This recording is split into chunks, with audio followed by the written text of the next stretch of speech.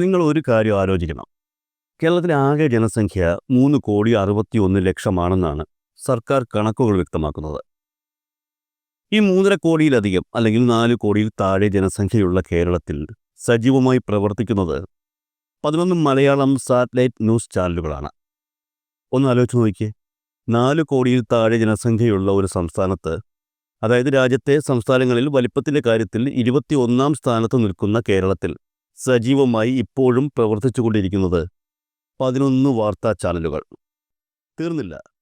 എണ്ണിയാൽ ഒടുങ്ങാത്ത ഓൺലൈൻ ചാനലുകളും പ്രാദേശിക ന്യൂസ് ചാനലുകളും വേറെയുണ്ട്.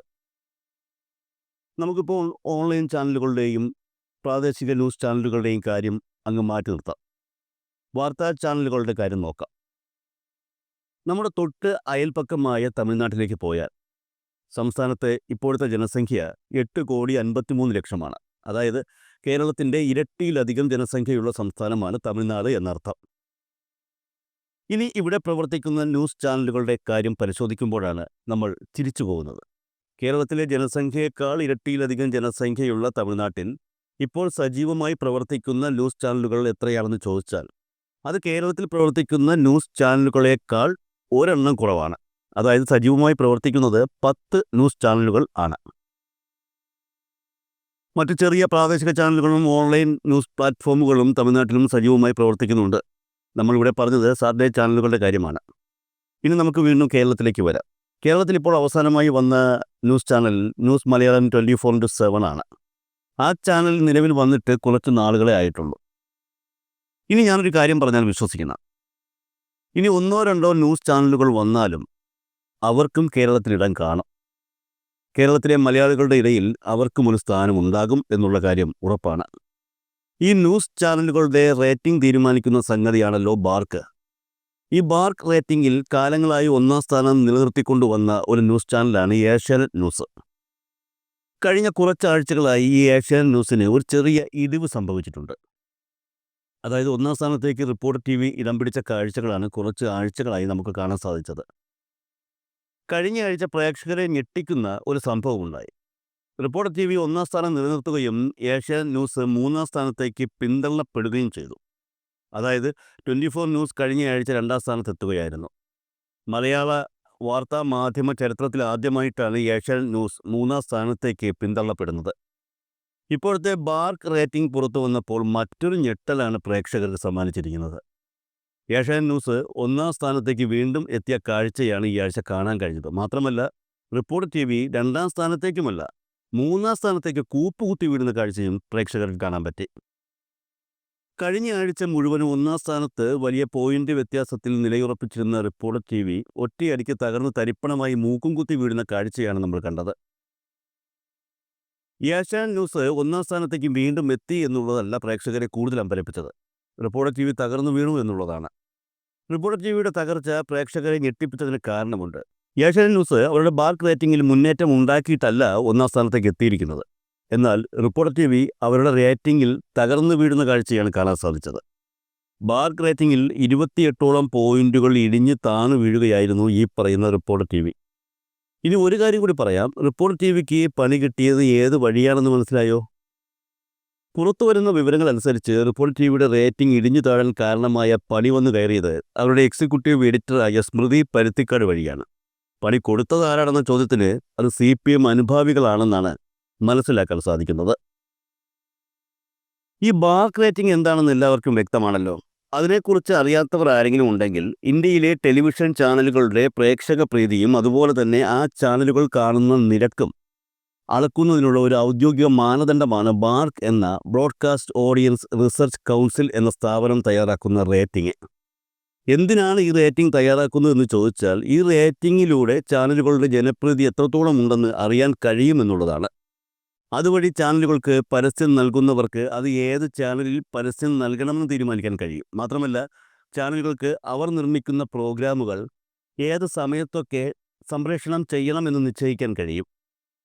അങ്ങനെ ഒട്ടനവധി ഗുണകരമായ കാര്യങ്ങൾ ഈ റേറ്റിംഗിൽ ഉണ്ട് എന്നുള്ളതാണ് യാഥാർത്ഥ്യം. മലയാളം ചാനൽ റേറ്റിംഗ് ചരിത്രത്തിൽ, അതായത് ബാർക്ക് റേറ്റിംഗിൽ ശ്രദ്ധേയമായ ചലനങ്ങളാണ് കഴിഞ്ഞ ആഴ്ച ഉണ്ടായത്. നമ്മൾ നേരത്തെ പറഞ്ഞതുപോലെ റേറ്റിംഗിലെ ഒന്നാം സ്ഥാനം വർഷങ്ങളോളം കൈയടക്കി വച്ചിരുന്ന ഏഷ്യാനെറ്റ് ന്യൂസ് മൂന്നാം സ്ഥാനത്തേക്ക് പിന്തള്ളപ്പെടുന്നതിന് കഴിഞ്ഞയാഴ്ച മലയാളികൾ സാക്ഷ്യം വഹിച്ചു. റിപ്പോർട്ടർ ഒന്നാം സ്ഥാനത്തെത്തിയപ്പോൾ 24-നായിരുന്നു രണ്ടാം സ്ഥാനം. ഏഷ്യാനെറ്റിൻ്റെ ഈ തിരിച്ചടി സമൂഹ മാധ്യമങ്ങളിലും മറ്റും വലിയ രീതിയിലുള്ള ചർച്ചകൾക്കും പ്രചരണങ്ങൾക്കും ഇടയാക്കി. ചരിത്രത്തിൽ ആദ്യമായിട്ടായിരുന്നു ഏഷ്യാനെറ്റ് റേറ്റിംഗിൽ മൂന്നാം സ്ഥാനത്തേക്ക് പിന്തള്ളപ്പെട്ടത്. യഥാർത്ഥത്തിൽ എന്താണ് കഴിഞ്ഞയാഴ്ച സംഭവിച്ചത്? 25-ാം ആഴ്ചയിലെ റേറ്റിംഗ് പ്രകാരം, അതായത് കഴിഞ്ഞയാഴ്ച ഒന്നാം സ്ഥാനത്തുള്ള റിപ്പോർട്ടർ ടിവിക്ക് 118 പോയിന്റാണ് ലഭിച്ചത്. 113 പോയിന്റുകളുമായി 24 ന്യൂസ് രണ്ടാം സ്ഥാനത്തേക്കുമെത്തി. അതായത് രാജീവ് ചന്ദ്രശേഖറിൻ്റെ ഉടമസ്ഥതയിലുള്ള ഏഷ്യാനെറ്റ് ന്യൂസ് മൂന്നാം സ്ഥാനത്തായി എന്ന് ചുരുക്കം. മൂന്നാമതുണ്ടായിരുന്ന ഏഷ്യാനെറ്റ് ന്യൂസിനുള്ളത് 106 പോയിന്റായിരുന്നു. 7 പോയിന്റിൻ്റെ വ്യത്യാസത്തിലാണ് ഏഷ്യാനെറ്റ് ന്യൂസിന് രണ്ടാം സ്ഥാനം നഷ്ടമായത്. 52 പോയിന്റുമായി മനോരമ ന്യൂസ് 4-ാം സ്ഥാനത്തും 47 പോയിന്റുമായി മാതൃഭൂമി ന്യൂസ് 5-ാം സ്ഥാനത്തുമെത്തി. അതേസമയം ന്യൂസ് ചാനലുകളിൽ ഏറ്റവും ഇളയവനായ ന്യൂസ് മലയാളം 24/7 29 പോയിന്റുമായി 6-ാം സ്ഥാനത്ത് തുടർന്നപ്പോൾ കൈരളി 21 പോയിന്റുമായി കഴിഞ്ഞ ആഴ്ചയും ജനം ടി വിയെ പിന്നിലാക്കി 7-ാം സ്ഥാനത്തെത്തി. 8-ാമതുള്ള ജനം ടി വിക്ക് 20 പോയിന്റായിരുന്നു കഴിഞ്ഞ വാരം റേറ്റിംഗിൽ ലഭിച്ചത്. ന്യൂസ് 18 കേരളം 17 പോയിന്റുമായും മീഡിയ വൺ 9 പോയിന്റുമായും അവസാന സ്ഥാനങ്ങളിലും തുടർന്നു. ഇതായിരുന്നു കഴിഞ്ഞയാഴ്ചത്തെ മലയാളം വാർത്താ ചാനലുകളുടെ ബാർക്ക് റേറ്റിംഗ്. ഇനി ഈ ആഴ്ചത്തെ ബാർക്ക് റേറ്റിംഗിലേക്ക് പോകാം. ഈ ആഴ്ചയിലെ ബാർക്ക് റേറ്റിംഗ് പുറത്തു വന്നപ്പോൾ ചിത്രമാകെ കീഴ്മേൽ മറിഞ്ഞിരിക്കുകയാണ്. കഴിഞ്ഞ 2 ആഴ്ചയായി 2ഉം 3ഉം സ്ഥാനങ്ങളിലേക്ക് പിന്തള്ളപ്പെട്ടു പോയ ഏഷ്യാനെറ്റ് ന്യൂസ് വീണ്ടും തിരികെ ഒന്നാം സ്ഥാനത്തേക്ക് കയറിയിരിക്കുന്നു. അതേസമയം തന്നെ ഒന്നാം സ്ഥാനത്തുണ്ടായിരുന്ന റിപ്പോർട്ടർ മൂന്നാം സ്ഥാനത്തേക്ക് പിന്തള്ളപ്പെടുകയും ചെയ്തിട്ടുണ്ട്. അതൊരു വെറും പിന്തള്ളലല്ല, മൂക്കും കുത്തി വീഴുകയായിരുന്നു എന്ന് പറയേണ്ടി വരും. കാരണം അത്രത്തോളം വലിയൊരു വീഴ്ചയാണ് റിപ്പോർട്ടർ ടി വിക്ക് ഉണ്ടായിരിക്കുന്നത്. ഇനി ഇവിടെ മനസ്സിലാക്കാനുള്ള മറ്റൊരു പ്രധാന കാര്യം, റിപ്പോർട്ടർ ടി വി പുതിയ മാനേജ്മെൻറ്റ് ഏറ്റെടുത്തതിന് ശേഷം അതിൻ്റെ ചരിത്രത്തിലെ ഏറ്റവും വലിയ വീഴ്ച ഇപ്പോൾ സംഭവിച്ചതാണ് ഈ പറയുന്ന ഏഷ്യാനെറ്റ് ന്യൂസ് ഒന്നാം സ്ഥാനത്തേക്ക് കയറാൻ കാരണമായത് എന്നുള്ള കാര്യം കൂടി ഇവിടെ ഓർക്കണം. ഈ ആഴ്ചത്തെ മലയാളം വാർത്താ ചാനലുകളുടെ ബാർക്ക് റേറ്റിംഗുകൾ പറയുമ്പോൾ നിങ്ങൾക്കത് മനസ്സിലാകും. 26-ാം ആഴ്ചയിൽ, അതായത് ഏറ്റവും പുതിയ കണക്കുകൾ പുറത്തു വന്നപ്പോൾ മലയാളികൾക്കിടയിൽ തങ്ങൾക്കുള്ള സ്ഥാനം ഏഷ്യാനെറ്റ് ന്യൂസ് വീണ്ടും തിരികെ പിടിച്ച കാഴ്ചയാണ് കാണാൻ സാധിക്കുന്നത്. ഇത്തവണ ഒരു ചാനലിൻ്റെയും റേറ്റിംഗ് 100 പോയിന്റിനപ്പുറം കടന്നിട്ടില്ലെന്നുള്ളതും ശ്രദ്ധേയമാണ്. ഈ സംഗതിയാണ് പ്രത്യേകം ശ്രദ്ധിക്കേണ്ടത്. അതായത് ഇത്തവണ ഒരു ചാനലുകളുടെയും റേറ്റിംഗ് 100 പോയിന്റ് കടന്നിട്ടില്ല. മൂന്നാം സ്ഥാനത്ത് നിന്ന് ഒന്നാം സ്ഥാനത്തേക്ക് തിരികെ എത്തിയ ഏഷ്യാനെറ്റ് ന്യൂസിന് 95 പോയിന്റാണ് ലഭിച്ചത്. അതായത് കഴിഞ്ഞ ആഴ്ച ഏഷ്യാനെറ്റ് ന്യൂസിന് ലഭിച്ച പോയിന്റ് 106 ആയിരുന്നു. അന്ന് മൂന്നാം സ്ഥാനത്തായിരുന്നു. സത്യം പറഞ്ഞാൽ 106 പോയിന്റിൽ നിന്നും 95 പോയിന്റുകളായി കുറയുകയാണ് ഏഷ്യാനെറ്റ് ന്യൂസിന് സംഭവിച്ചിരിക്കുന്നത്. മറ്റു ചാനലുകളുടെ പോയിന്റുകളും അതേപോലെ കുറഞ്ഞതുകൊണ്ട് ഏഷ്യാനെറ്റ് ന്യൂസ് ഒന്നാം സ്ഥാനത്ത് എത്തി എന്നേ ഉള്ളൂ. 24 ന്യൂസ് ചാനൽ 85 പോയിന്റുകളുമായിട്ടാണ് രണ്ടാം സ്ഥാനത്ത് തന്നെ തുടർന്നത്. മൂന്നാം സ്ഥാനത്തേക്ക് പിന്തള്ളപ്പെട്ട റിപ്പോർട്ടർ ടി വിക്കാകട്ടെ ഇത്തവണ 80 പോയിന്റ് മാത്രമാണ് നേടാൻ സാധിച്ചത്. കഴിഞ്ഞ ആഴ്ച ബാർക്ക് റേറ്റിംഗിൽ റിപ്പോർട്ടർ ടി വി നേടിയത് 118 പോയിന്റുകളായിരുന്നു, കൂടെ ഒന്നാം സ്ഥാനവും. 28 പോയിന്റുകൾ ഇടിഞ്ഞാണ് റിപ്പോർട്ടർ ടി വി മൂന്നാം സ്ഥാനത്തെത്തിയത് എന്നുകൂടി ഓർക്കണം. മനോരമ ന്യൂസ് 44 പോയിന്റുകളോടെയും മാതൃഭൂമി ന്യൂസ് 41 പോയിന്റുകളോടെയും യഥാക്രമം 4ഉം 5ഉം സ്ഥാനങ്ങളിൽ തുടരുന്നു. ആദ്യ 5 സ്ഥാനങ്ങളിൽ എത്തിയ ചാനലുകൾക്കും കഴിഞ്ഞ തവണ നേടിയ റേറ്റിംഗ് നേടാൻ സാധിച്ചില്ല എന്നുള്ളതാണ് മറ്റൊരു സവിശേഷത. അതായത് കഴിഞ്ഞ ആഴ്ച 106 പോയിന്റുമായി മൂന്നാം സ്ഥാനത്തായിരുന്ന ഏഷ്യാനെറ്റ് ന്യൂസ് ഇത്തവണ 95 പോയിന്റിലേക്ക് ഇറങ്ങിയെങ്കിലും ഒന്നാം സ്ഥാനം തിരികെ പിടിക്കാൻ സാധിച്ചു എന്നുള്ളത് മാത്രമാണ് യഥാർത്ഥത്തിൽ മാറ്റം സംഭവിച്ചത്. 6-ാം സ്ഥാനത്ത് തുടരുന്ന ന്യൂസ് മലയാളം 24 ആണ് ഈ ആഴ്ച നേട്ടമുണ്ടാക്കിയ ഏക ചാനൽ. 33 പോയിന്റാണ് ഇത്തവണ ചാനലിന് ലഭിച്ചിരിക്കുന്നത്. കൈരളി 18 പോയിന്റുകൾ, ജനം ടി വി 17 പോയിന്റുകൾ, ന്യൂസ് 18 കേരള 13 പോയിന്റുകൾ, മീഡിയ വൺ 9 പോയിന്റുകൾ എന്നിങ്ങനെയാണ് 7 മുതൽ 10 വരെയുള്ള സ്ഥാനങ്ങളിലുള്ളത്. ഇതാണ് നിലവിലെ മലയാളം ചാനലുകളുടെ ബാർക്ക് റേറ്റിംഗ്. യഥാർത്ഥത്തിൽ റിപ്പോർട്ടർ ടി വിക്ക് എന്താണ് സംഭവിച്ചത്? ഒന്നാം സ്ഥാനത്ത് നിന്നും 28 പോയിന്റുകൾ കുറഞ്ഞ് മൂന്നാം സ്ഥാനത്തേക്ക് വരണം എന്ന് പറയുമ്പോൾ അവിടെ സംഭവിച്ചിരിക്കുന്നത് റിപ്പോർട്ടർ ടി വിക്കെതിരെയുള്ള ഒരു കൂട്ടായ പ്രതികരണം കൂടിയുണ്ടെന്ന് വ്യക്തമാകും. ആ പ്രതികരണം ഉണ്ടായിരിക്കുന്നത് യഥാർത്ഥത്തിൽ CPM പ്രവർത്തകരുടെ ഭാഗത്തു നിന്നാണെന്നാണ് ഈ രംഗത്തെ വിദഗ്ധർ ചൂണ്ടിക്കാട്ടുന്നത്. കഴിഞ്ഞയാഴ്ച റിപ്പോർട്ടർ ടി വിയിലെ എക്സിക്യൂട്ടീവ് ഡയറക്ടർ സ്മൃതി പരുത്തിക്കാടിൻ്റെ ചർച്ചകളിൽ അവർക്ക് പാർട്ടിയോടുള്ള നിലപാട് നിരവധി വിമർശനങ്ങൾ വരുത്തിവച്ചിരുന്നു.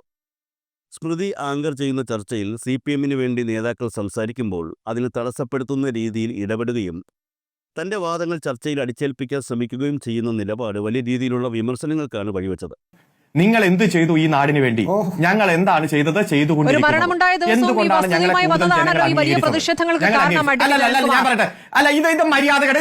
അല്ല മര്യാദകേട്. 15 ഞാൻ കേട്ടിരുന്നപ്പോ താങ്കൾ ചോദിച്ചു എന്താണ് പറ്റാത്തത്. എന്റെ അഭിപ്രായം ഞാൻ പറയും. താങ്കളുടെ മൈക്ക് ഓഫ് ചെയ്തോ? ഞാൻ പറയട്ടെ, ഇനിയുള്ള അരമണിക്കൂർ 25 മിനിറ്റ് നിങ്ങൾ പറയുന്ന മണ്ടത്തരങ്ങൾ കേട്ടിരുന്നിട്ട് ഞാൻ പറഞ്ഞു തുടങ്ങുമ്പോൾ താങ്കൾക്ക് ഇത്ര ബുദ്ധിമുട്ടാണെങ്കിൽ താങ്കളുടെ മൈക്ക് ഓഫ് ചെയ്യാൻ പറയൂ. കൊടുക്കൂ. ഞാൻ പറയുന്നില്ല. ആരൊക്കെയാണ് മണ്ടത്തരം പറഞ്ഞത്? അഡ്വക്കേറ്റ് കുമാർ, ഞാൻ പറയണം? പറഞ്ഞോളൂ. താങ്കൾ അത് കേൾക്കാനുള്ള ക്ഷമ കാണിക്കൂ സ്മൃതി പരുത്തിക്കാടെ. CPM-ന്റെ പ്രതിനിധി വന്ന് വായ അനക്കുമ്പോഴേക്കും താങ്കളുടെ ഈ ഒച്ചപ്പാടുണ്ടല്ലോ, കേൾക്ക്. സമൂഹ മാധ്യമങ്ങളിലൂടെ സ്മൃതിയുടെ ചർച്ചകൾ ബഹിഷ്കരിക്കണമെന്നും അതുപോലെ തന്നെ റിപ്പോർട്ടർ TV കാണുന്ന പരിപാടി ഒഴിവാക്കണമെന്നും ഒക്കെ നിരവധി ആഹ്വാനങ്ങളും പാർട്ടി അനുഭാവികളുടെ ഭാഗത്തു നിന്നും ഉണ്ടായിരുന്നു. ഇത്തരത്തിൽ സംഭവ ബഹുലമായ ഒരാഴ്ചയാണ് കടന്നുപോയിരിക്കുന്നത്. ഈ ആഴ്ചയിലെ ബാർക്ക് റേറ്റിംഗ് പുറത്തു വന്നപ്പോഴാണ് റിപ്പോർട്ടർ TVയുടെ റേറ്റിംഗിൽ വൻ ഇടിവ് ദൃശ്യമായത്. മാത്രമല്ല, 1-ാം സ്ഥാനത്ത് തുടർന്നു വന്ന റിപ്പോർട്ടർ TV 3-ാം സ്ഥാനത്തേക്ക് പിന്തള്ളപ്പെടുന്ന കാഴ്ചയും അവിടെ കാണാൻ കഴിഞ്ഞു. നിലമ്പൂർ ഉപതെരഞ്ഞെടുപ്പുമായി ബന്ധപ്പെട്ട് CPM അനുഭാവികളുടെ പിന്തുണ യഥാർത്ഥത്തിൽ റിപ്പോർട്ടർ TVക്കായിരുന്നു. കാരണം നിലമ്പൂർ ഉപതെരഞ്ഞെടുപ്പുമായി ബന്ധപ്പെട്ട് മറ്റു മാധ്യമങ്ങൾ നൽകാത്ത പല വാർത്തകളും റിപ്പോർട്ടർ TV ടെലികാസ്റ്റ് ചെയ്തിരുന്നു. അതിൽ പല വാർത്തകളും CPM-ന് അനുകൂലവുമായിരുന്നു. ഈ ഒരു സാഹചര്യത്തിലാണ് CPM അനുഭാവികളുടെ പിന്തുണ റിപ്പോർട്ടർ TVയിലേക്ക് കേന്ദ്രീകരിച്ചത്. അതിൻ്റെ പ്രതിഫലനം എന്ന നിലയിൽ തന്നെയാണ് ഏകദേശം 2 ആഴ്ചയോളം തുടർച്ചയായി റിപ്പോർട്ടർ TV 1-ാം സ്ഥാനത്ത് എത്തിയത്. എന്നാൽ നിലമ്പൂർ ഉപതെരഞ്ഞെടുപ്പ് കഴിഞ്ഞതിന് പിന്നാലെ സ്മൃതി പരുത്തിക്കാടിൻ്റെ CPM-നെതിരെയുള്ള ആക്രമണം വലിയ രീതിയിൽ ചാനലിനെ തിരിച്ചടിക്കുന്ന കാഴ്ചയാണ് കാണാൻ കഴിഞ്ഞത്. അതിൻ്റെ ഫലമായി റേറ്റിംഗിൽ 1-ാം സ്ഥാനത്ത് നിന്നും 3-ാം സ്ഥാനത്തേക്ക് റിപ്പോർട്ടർ TV ഇപ്പോൾ തകർന്നു വീണിരിക്കുന്നു. മുൻനിരയിൽ നിൽക്കുന്ന 3 ചാനലുകൾ reporter TV, Asianet news, 24 news എന്നിവയാണ് പരസ്പരം 1-ാം സ്ഥാനത്തേക്ക് എത്താൻ മത്സരിച്ചു കൊണ്ടിരിക്കുന്നത്. ഇതിൽ ഏഷ്യാനെറ്റ് ന്യൂസിന് കാലങ്ങളായി തങ്ങളാണ് 1-ാം സ്ഥാനത്ത് നിന്നിരുന്നത് എന്ന ഒരു പെരുമ അവകാശപ്പെടാനുണ്ട്. മറ്റു 2 ചാനലുകൾക്ക് ആ ഒരു പെരുമ പറയാനില്ല. എന്നാൽ റിപ്പോർട്ടർ TV ഇന്ന് കേരളത്തിൽ കാണുന്ന ന്യൂസ് ചാനലുകളിൽ സാങ്കേതികത കൊണ്ടും അതുപോലെ തന്നെ ജേർണലിസ്റ്റുകളുടെ സാന്നിധ്യം കൊണ്ടും 1-ാം സ്ഥാനത്ത് തന്നെയാണ് നിൽക്കുന്നത്. എന്തായാലും റിപ്പോർട്ടർ TVക്ക് ഇപ്പോൾ പിന്നോട്ട് പോകാൻ കഴിയില്ല എന്ന കാര്യം ഉറപ്പാണ്. ഈ ഒരാഴ്ച കൊണ്ട് എന്ത് അത്ഭുതം റിപ്പോർട്ടർ TV കാണിക്കുമെന്നുള്ളതാണ് കണ്ടറിയേണ്ടത്. കാരണം ഇതുവരെ 1-2 പോയിന്റുകൾ കയറി 1-ാം സ്ഥാനത്ത് എത്തുക എന്നുള്ളതായിരുന്നു റിപ്പോർട്ടർ TVയുടെ മുന്നിലുള്ള ടാസ്ക്. പക്ഷേ ഇപ്പോൾ അതല്ല, 2-ലേക്ക് എത്തണം. അത് കടന്നു വേണം 1-ലേക്ക് എത്താൻ. ഈ കൂട്ടത്തിൽ തന്നെ പറയട്ടെ, 28 പോയിന്റ് ഒരുമിച്ച് തകർന്ന് താഴേക്ക് വീഴുക എന്ന് പറയുമ്പോൾ അതൊരു വലിയ തകർച്ച തന്നെയാണ്. പ്രത്യേകിച്ചും റിപ്പോർട്ടർ TVയിൽ നിന്നും പ്രധാനപ്പെട്ട പലരും കൊഴിഞ്ഞു പൊയ്ക്കൊണ്ടിരിക്കുന്ന ഈ സാഹചര്യത്തിൽ